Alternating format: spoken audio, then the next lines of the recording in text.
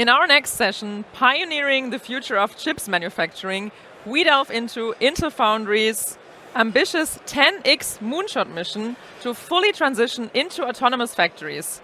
Attila Lengyel, Senior Director for Market Intelligence and Strategy within the Manufacturing Automation team at Intel, will provide insights into how digital twins and the industrial metaverse are integral to this futuristic landscape.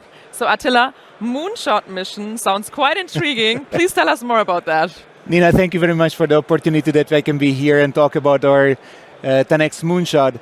The title is very inspiring, so we will keep that inspiring tone throughout this presentation. And just talking about it, let's go to an inspiration that was there in 1961 when Kennedy said we need to put a man on the moon and bring back. And sure enough, within 9 years, it did happen. Now, it's really important for the semiconductor business this moment.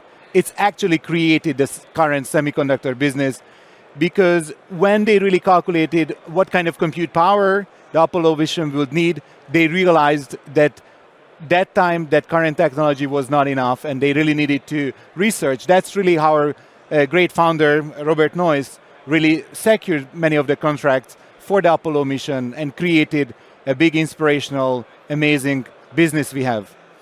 Now, what really happened here, I have a really good picture from Brian that we really need to focus when we think about inspiration. We need to focus on the future. We need to build the future. There is only one point in the future we want to get to. Problem solving is a little bit different. We try to solve current problems, but we learned from Gordon Moore, we have to focus on the dynamics of the industry and we need to set where we want to go. So this is really where the moonshot starts. Okay, talking about the moonshot, it's easy to say, I want to be somewhere, right? So our mission with this project at Intel is focusing on the bigger picture on 2030, 2040. Yes, you establish a moonshot, you talk about it, and you really need to describe the futuristic moment that everybody can really understand, associate with, and relate to. That's, I think, the easy part. But we can say fully autonomous factory. But how do you really turn it back to now? And that's what we can learn from these great inspirational moonshots. Going to the next step, once you establish a moonshot, for example, when Kennedy said we have to get to the moon, of course, think about it, they didn't even have the rockets to get there, they didn't know how to land. So you start to think about possibilities. What are the theoretical capabilities that make the futuristic world possible? So if we talk about fully autonomous factories, now we need to really think about the possibility thinking, and we need to look at the gaps where we are. And the next phase is really critical, where you start to say, I need to hypothesis test, I need to learn. And throughout that learning, you're going to fail, and that's natural. We failed many times, we didn't get to the moon in one shot. We iterated through, we learned. And the most important in this learning, that failure gets into your learning because you know that path won't work, so you need to pivot, you need to do something differently. So instead of trying to think about this funnel as trying many things and then the winner will lead, no, you have a vision, you try many things, you try to learn, and once you're ready, what becomes really that you get scalable new technologies like semiconductors. And you put that back to your execution and you run these new scalable technologies, you create your production solutions, and now you can 10x productivity, improvement through disruptive innovation. So the 10x is really coming here with the moonshot. Yes, but every step we take to the moonshot, we have to provide some kind of benefit. And what is less that we really shoot for, we're shooting not incremental innovation, but really shoot for disruptive innovation right away. So that's why it's hard to work with us, because we want to, what is disruptive, how to really go ahead. So this is really the thought process, how we went through. We have the vision, we listing those possibilities, those capabilities, we starting those hypothesis testing, and we're really looking for the disruptive technologies that we need. Now, let's just talk about what is semiconductor, because I think many of our audience might not really understand the massive scale and complexity what a semiconductor business really means. To build a semiconductor fab nowadays, it takes 20 plus 20 billion plus. This is a very, very significant investment that we need. Those are some of the numbers that you can, we have 1 million cubic meters of soil that we need to get out. We need to have 600,000 cubic meters of concrete that we need to pour. 7,000 people just building the factories. And we have a structural steel of 35,000, right? So these numbers are really significant and magnificent. Now, if you think about it, how it works, a semiconductor factory runs in 5 distinct levels.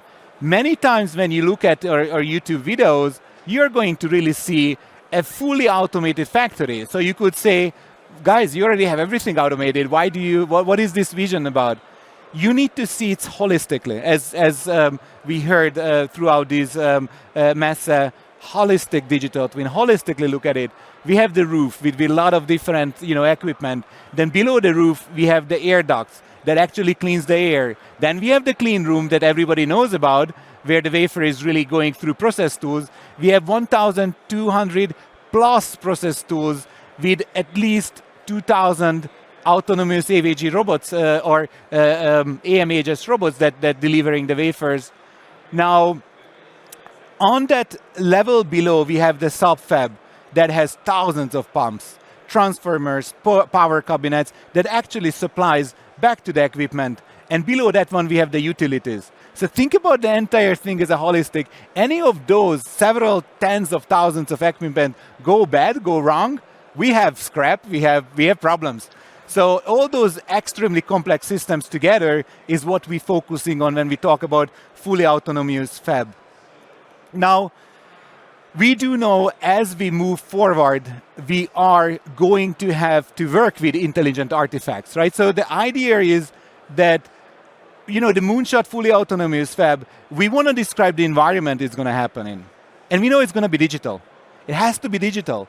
So 2 key technologies that we're really looking for at this moment, we're looking for the digital twins, and we really want to deep dive into it, not incremental improvements, but what is the disruptive innovation in digital twins? So that's really the question that we're asking ourselves.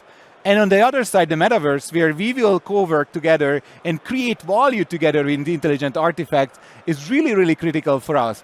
So between the two, we imagining there is a digital universe.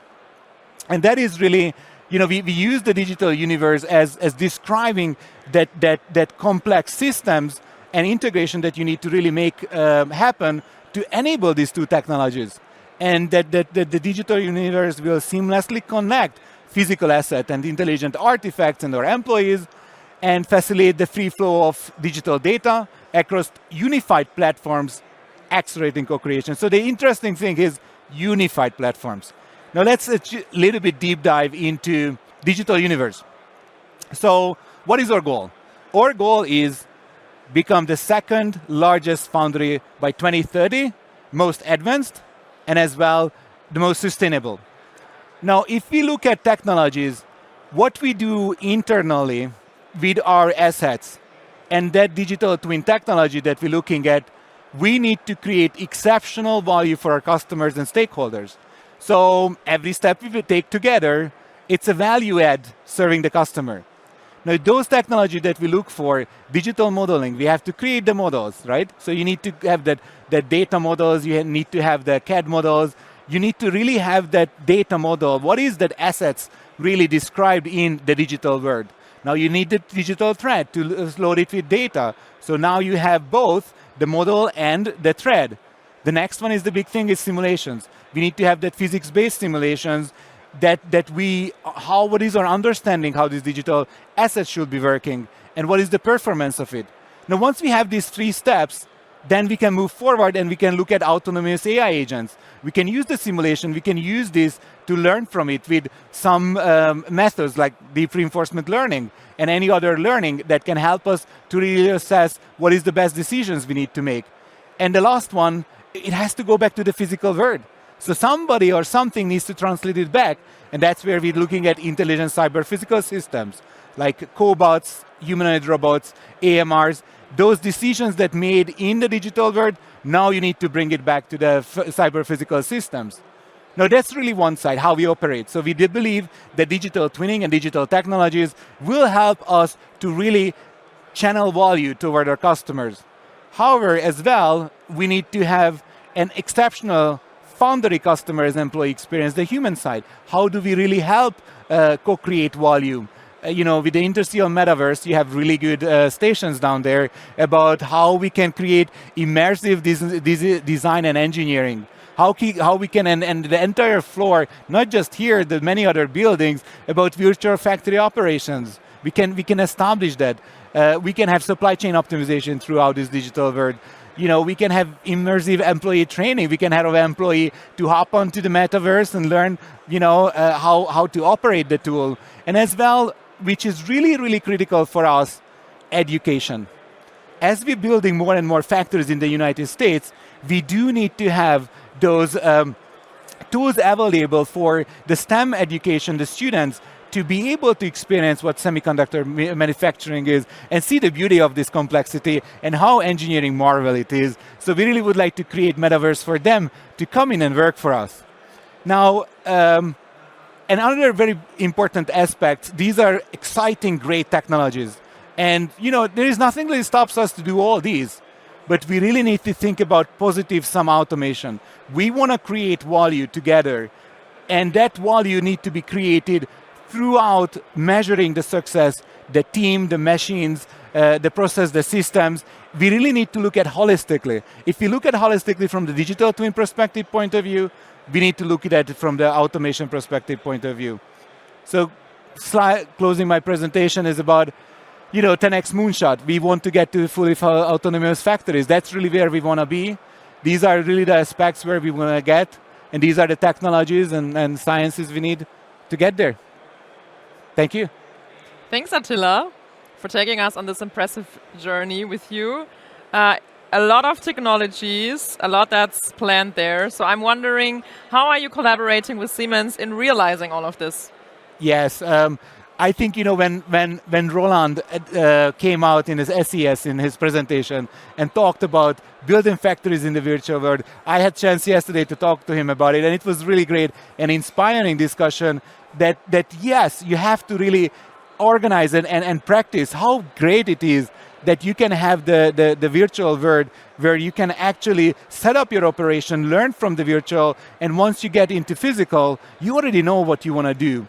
So where we see a really great alliance with Siemens Visions and our vision here, and we actually signed an MOU. So we are mutually agreeing that we are going to work together in the next couple of years. As you can see, it's 2030, 2040. So we are going to work together on these, and that's where we see Siemens a very critical partner for us. Cool. So you have to have the right partners.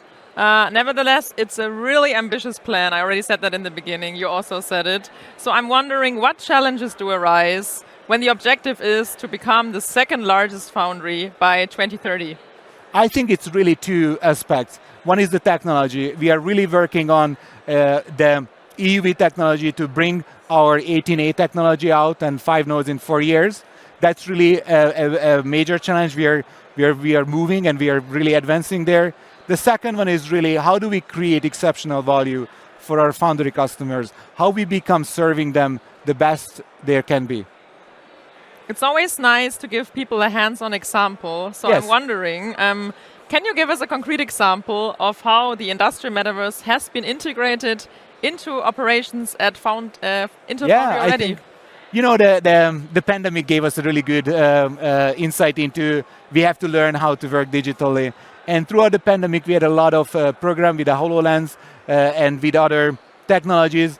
And right now, several of our factories, our technicians actually using remote operation and using this technology for operating some of the aspects of the factories. Thank you, Attila, for demystifying what this Moonshot mission is all about. It was great to have you here on stage. No, thank you very much for the invitation, and I hope I can update you next year how we are doing with this. I hope so too. Thanks again, and goodbye.